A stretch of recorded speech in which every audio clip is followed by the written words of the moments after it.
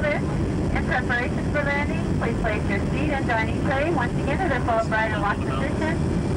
Check to make sure that your seatbelt is securely fastened and that all hand-carried items are well beneath the seat in front of you. Thank you.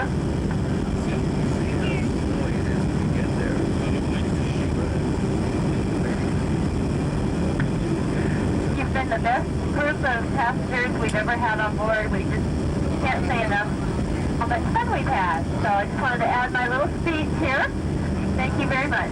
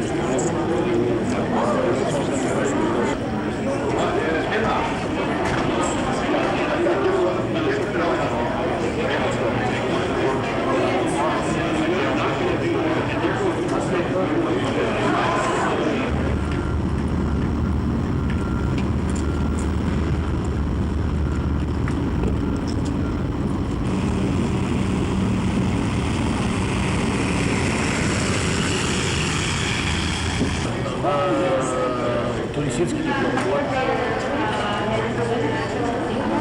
Хорошо, очень, очень красиво. Лучше всего июнь.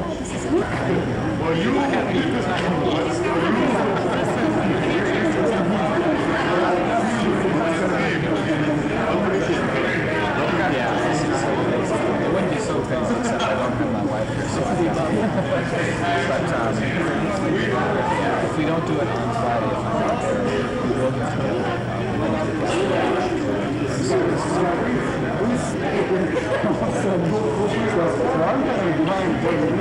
I'm not sure where I'm looking for his keys. He goes like this, he grabs the picture and puts it in my hand, and grabs the key, and shake his hand.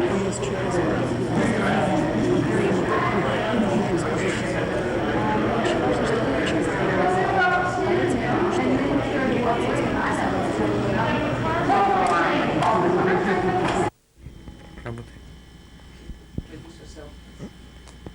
Oh, 1, 2, 3. А может быть, мы взять руки? Работает. Please. Introduce yourself, please. My name is Howard Weaver. I'm the editor of the Daily News in Anchorage. Okay, how do you think, what does mean this flight for yourself in your life? Well, personally, for me, it was a chance to do several different things. I had had a couple of other chances to visit Russia in the past, in 1988 and in 1989, and so it was a chance for me to see some things happen since the change in government, since the breakup of the Soviet Union. And so I was very excited by the idea of going back to see some things in a new political condition and so on. Beyond that, I had some friends that I wanted to see, newspaper people that I had met on previous trips. And as it turned out, there was an editor, Ivanov, in Anadyr that I knew, who was a friend of mine, and there was another chance to see people in Rovaniemi, Finland, and in Reykjavik. So for me, it was exciting on a personal level and on a political level. Thinking more broadly, I would say that it was a chance. Alaska has tried very hard to open doors to the east of Russia. And so this was a chance to participate at that level. Whereas before I had always gone as a journalist, simply to look and to see what was going on. In this case, I got a chance to go as a part of a larger group which had a different mission, a different purpose. And that was an intriguing possibility for me as well. Did you see any more new problems in Arctic? Yes, I think so.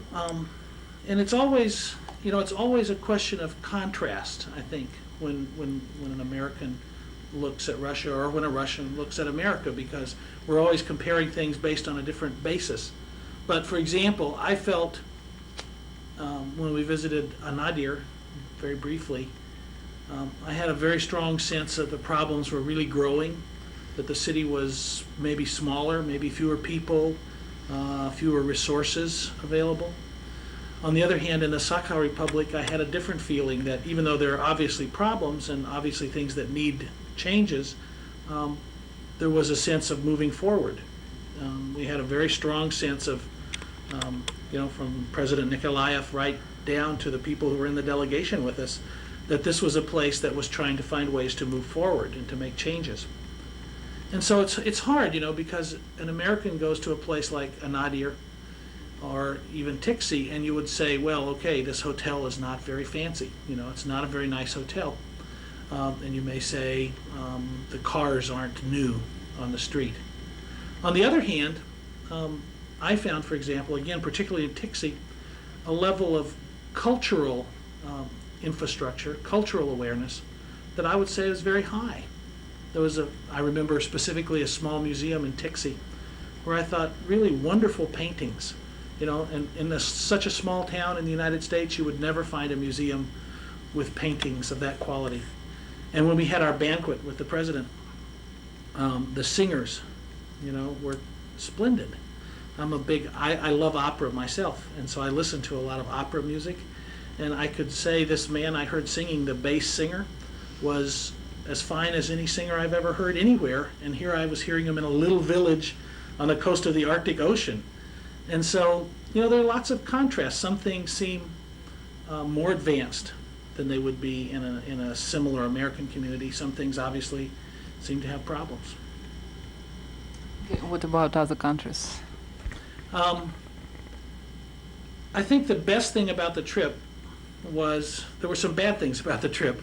It was the time was very short, and we didn't see very much. We had to go very quickly from one place to another. But one of the advantages from going quickly from one place to another is it allowed us to compare things. There was a sequence to the trip, a sort of forward momentum. And so we could see, in one day's time, we would see Naryan-Mar, Murmansk, Finland, Sweden, Norway.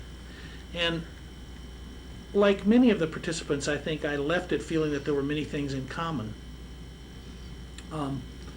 But also, obviously, some very big differences. It was difficult to compare, for example, Scandinavia. To me, Finland, Sweden, and Norway seem very much alike. Perhaps that's only because I'm an outsider. But then I found that very different from Canada, for example, where the cities I thought were more like northern cities in Alaska or Russia. In Scandinavia, they seem more advanced. All those cities seemed more modern than a city of similar size or latitude would be in the United States or Canada or certainly in Russia. All of the cities, I think, in the Arctic have some troubles with population decrease. It's difficult, to find people who want to live. All of them, I think, are struggling with questions about the role of Aboriginal people. What is the proper political role for Aboriginal people? Should they have a decisive role or just participate, or what is that? All of them, I think, are struggling with questions of control by governments that are far away. I know in Alaska we think of Washington, D.C. as being far away and not very sensitive to our problems. And I think in Tixi they probably think that Moscow is far away and not very sensitive to their problems. And in Buda, Norway, they told us that they thought that Oslo was far away and not very sensitive to their problems. So in all these ways, I think we find the Arctic countries are similar. What do you think about the people from the circumpolar flight? Well, I think the people on the flight worked very hard to be a collective, to be a team, because it was difficult. I found it difficult. The time involved in the changing time zones and landing and taking off and flying all the time and eating huge meals and not sleeping. And yet, even with all of those things going on, I thought people were very friendly to one another. They were polite. By the end of the trip, I think there were sort of some divisions growing in the group, maybe, or people were choosing up sides, maybe.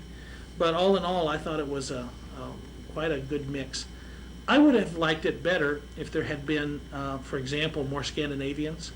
There were only, I think, 2 people from Norway, nobody from Finland, nobody from Sweden. I don't believe there was anybody from Canada. And so if we want to really be the whole Arctic, Alaska and Russia are very important, but so are Scandinavia and Canada. Do you remember how was changing your sensitive, your impressions, maybe from the beginning to this day? In some ways, I feel it's too early to have an opinion, because right now all I have is just feelings about it. I haven't really thought about it yet. And my feelings are very romantic about it. I love the idea of the Arctic as one people. I love the idea that we people in the North ought to look across to other people in the North rather than looking down to the other governments. I love the idea that we have things in common and that we can help one another. But that's what my heart tells me. And my brain sometimes tells me the opposite, which is that we don't have very much trade with one another. For example, the men at the port in Tixi were telling me that their main shipping product is logs, and one of their main products is gold. Well, in Alaska, one of our main shipping products is logs and another is gold. And in Naryan Mar, of course, they're looking at oil. Well, in Alaska, we have oil. And so we have the same things, we don't make natural trading partners. In some ways, we're competitors, because we would both like to sell the same logs to Japan, and we would both like to sell the same oil to Korea, and so on. And so, on the one hand, you have the romance of the Arctic and the peoples of the Arctic and so on, which is very appealing to me. On the other hand, you have the kind of hard historical business facts, which suggest that it's going to be difficult for us to have a lasting economic relations. But I was very encouraged by a few things in that respect. Again, I would focus on the Sakha Republic because it seems to me more advanced in this, which is to say, already you have contracts with Canadians to build airports or to build buildings. Already there are Alaskans who have been to Yakuts many times and have opened a trade mission, and we're finding that there are things. And to my mind, I think we have to find practical reasons to like one another. We start with the sort of emotional reasons or the romantic reasons, and that's a good beginning. But for it to be a lasting relationship, I think it needs to be practical. It needs to have economic reasons to exist. maybe it's true for everybody, but I think it's particularly true for Americans that when there's business involved, then you get really serious, you know, then you really get a firm foundation. Okay, thank you very much. That's enough. Thank you. Okay. Thank you very much. You're welcome. I have to still write another column about this, so I've been thinking about what I will write, you know, myself, for my own ideas from the trip.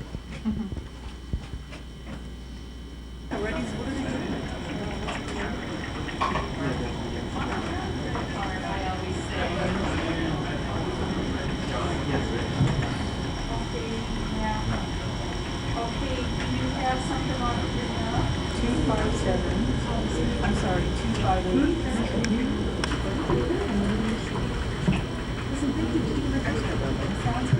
Can I walk in front of you or is it going to?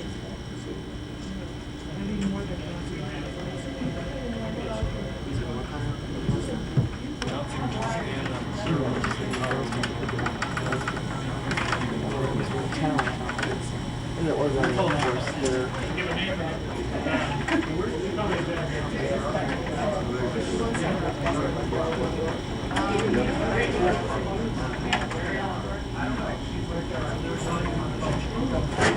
Know about it? Let's see. Active Numbers trial.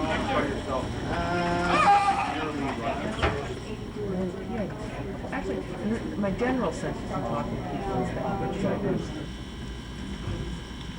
Yeah, well, I don't think these guys will be here long enough to go to the photo exchange party before home in Oh. 3 days. So. Oh, you know what? They're going to have. Did you get the? You're going to be famous in Russia. You're going to be famous on Russian television.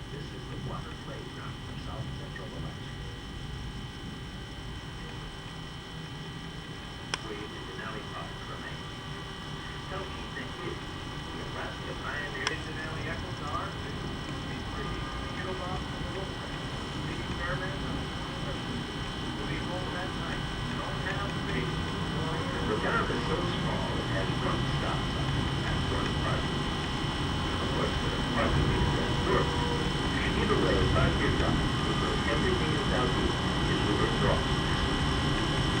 Southeast is a genuine place, with Alaskan hospitality and rustic charm.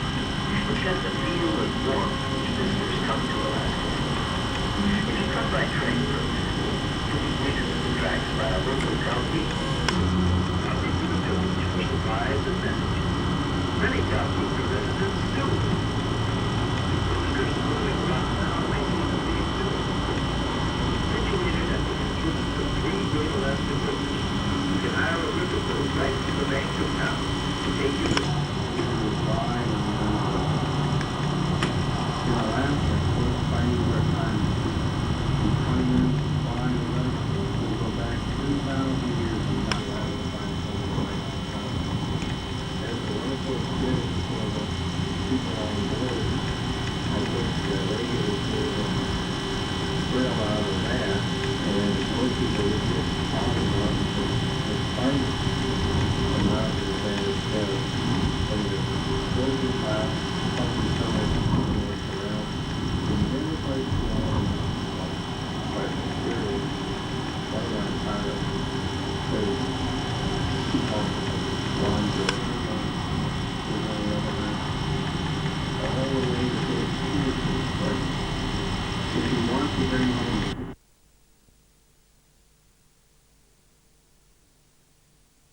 Yeah, and of course that will be tomorrow when you go over the International Grapevine.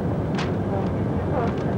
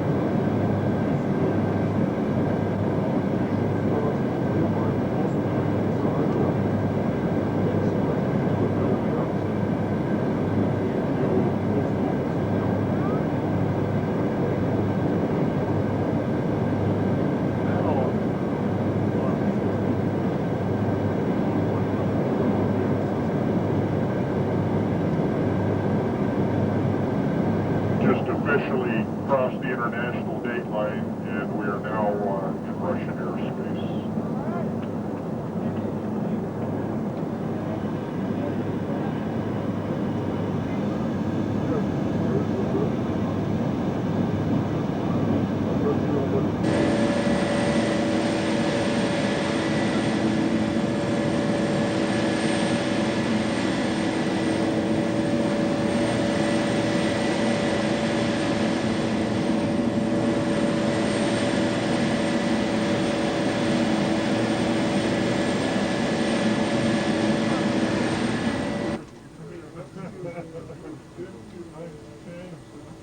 Там никого нет, не повернуть.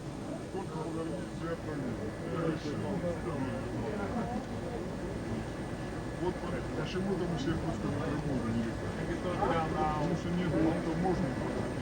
А багаж там, когда должен что-то провести, так можно в том багаже провести? Нет, ну мы договорились, чтобы они просто открыли багажные отсеки и немножко посмотрели. У них там есть такие аппараты, которые...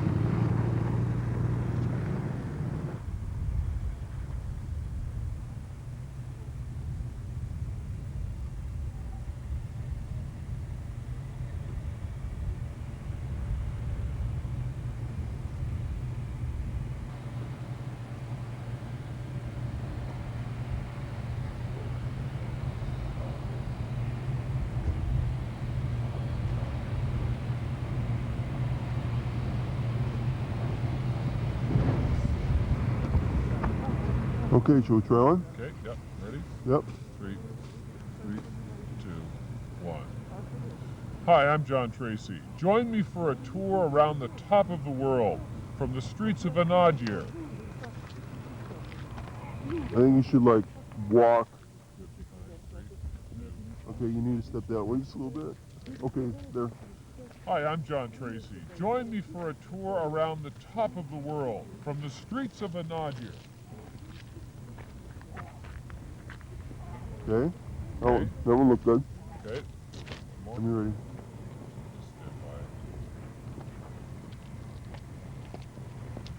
I'm John Tracy. Join me for a tour around the top of the world, from the streets of Anadyrь. Okay, we're a little. Okay, so anybody? 2. Am I in frame here? Yeah, 3, 2. uh-huh. I'll do this basket. Okay.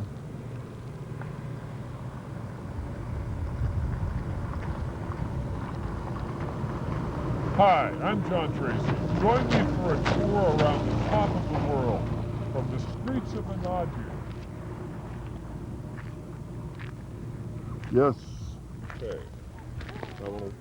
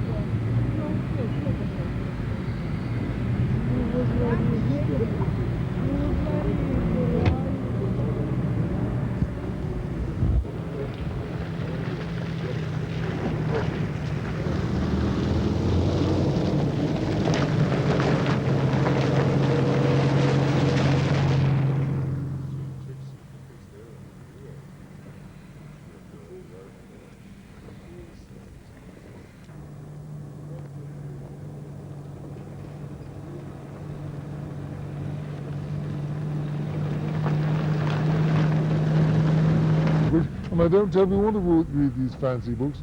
All I really wanted was a job, security, a quiet life.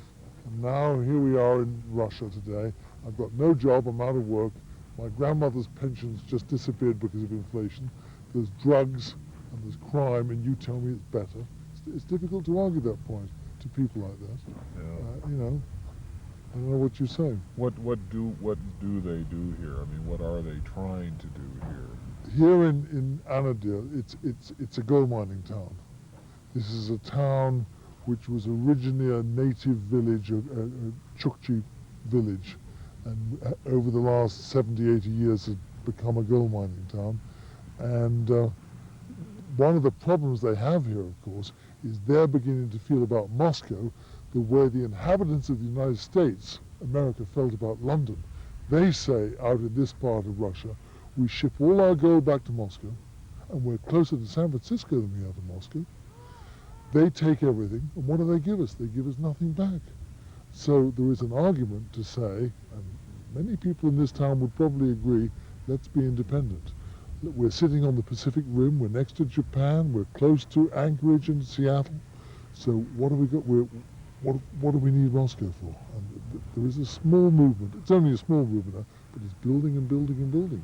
Who knows? But Moscow's not going to let that happen. Oh no! But then, of course, the Brits, like me, weren't too happy when the Bostonians chucked the tea in the harbour.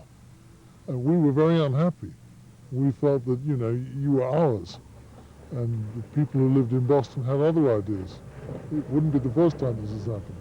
But you look around, I mean, and you look at the condition of the city and everything, and you wonder how these people can muster that, what is needed to shake off the shackles of Well, I'll tell you a strange thing about Russian cities, and Anadyrь will be no exception. They look very squalid and tatty and run down and dreary from the outside, and so they are. But if you go into somebody's apartment, up the filthy stairs, through the garbage on the floor. You go into an apartment which will be clean and warm and nice, and in complete contrast to this, because that's private property, and that apartment's owned by a mother and a father and kids and loved by. But the impression you get looking at that building there, which is completely derelict, and the whole town is falling down, is only partially true, because there's such a contrast in people's homes. Do you sense, you've traveled through... I've traveled in parts of Russia many times. What's your sense of the hopes and dreams of the people? I mean, certainly they're going through a dramatic change right now. Is there hope among the people? Well, it's very, very depressing, because you see, for the last 75 years of communism, they've always been told by their political leaders, make the big sacrifice today because tomorrow will be better. You're building socialism for the future, and everything's going to be wonderful for the next generation. 70 years later, they still have nothing, and now the political leadership in Russia today, Democrats, are saying, we know things are bad, but make the big sacrifice because they're going to get better tomorrow. And so an awful lot of Russians are very, very cynical. It's hard to blame them, isn't it? Well, thank you, Oliver. Anyway, you're...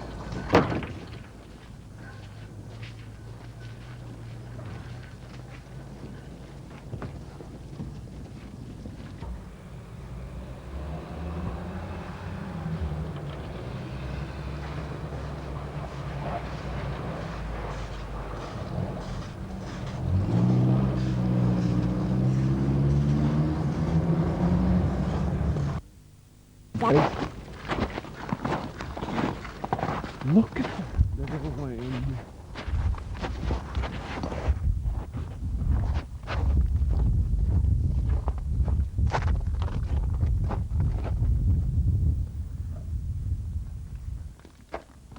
I think it's...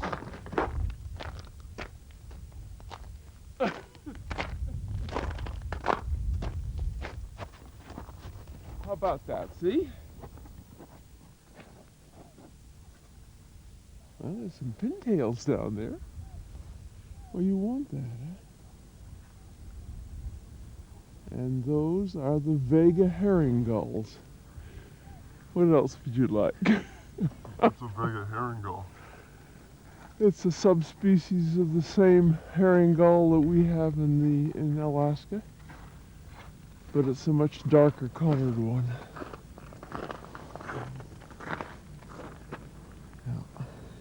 Good. Good, good, good. Would you find these in Alaska? Would they make it? They show up occasionally on the outer edge of the Seward Peninsula. Yeah.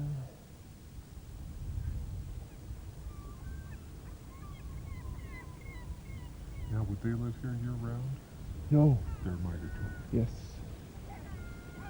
I need open water. or dumps to feed.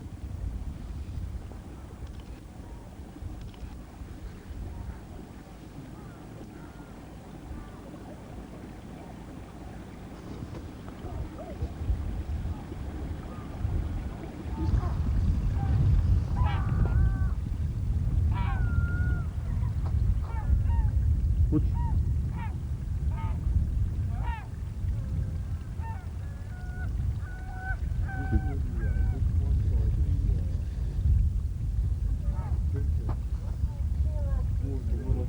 okay, the little black one.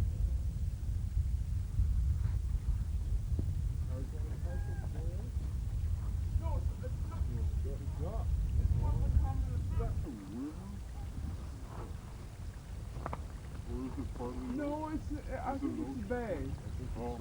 Yeah. I think it's the Chukchi.